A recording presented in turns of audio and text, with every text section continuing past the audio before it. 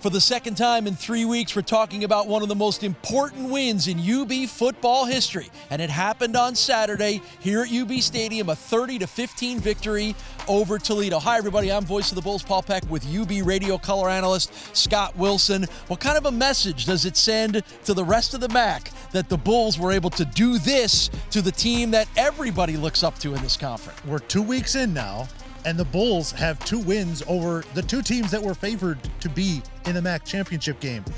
That's a pretty big message to send that they are a real contender for the title at the end of the year, and we're just getting started. The defense, as usual, was outstanding, really taking out a high-powered Toledo offense of what they wanted to do for most of this game, and I thought that set the tone for the afternoon. It's 7-0 at halftime, and Toledo's got to be going, why isn't anything that we always do working? The Bulls took away that running game. Yes, Toledo had some injuries there on their running back core, but still have a lot of talented players there.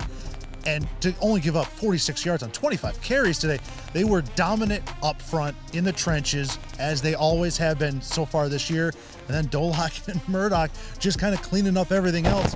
It was a dominating performance from the Bulls, especially defensively. Credit to the Buffalo offensive coaches who either were sitting on this stuff or waited to use the bye to unleash the legs of C.J. Agbana and give us our first look at the inverted wishbone. The bone formation made a heck of a debut. Yeah, and it got everybody involved too. And for the first time in a couple now, where L.J. Henderson goes over 100 yards. The Bulls got a 100-yard rusher and so many different weapons out of that. You saw a triple option, freeze option, just simple dive plays.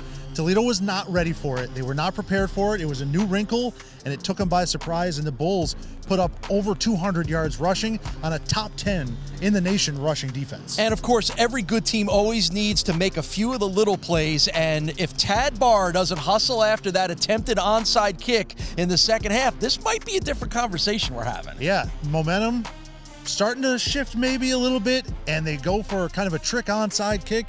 Tad Barr was there, prepared, ready for it, made the play, went in, makes the recovery.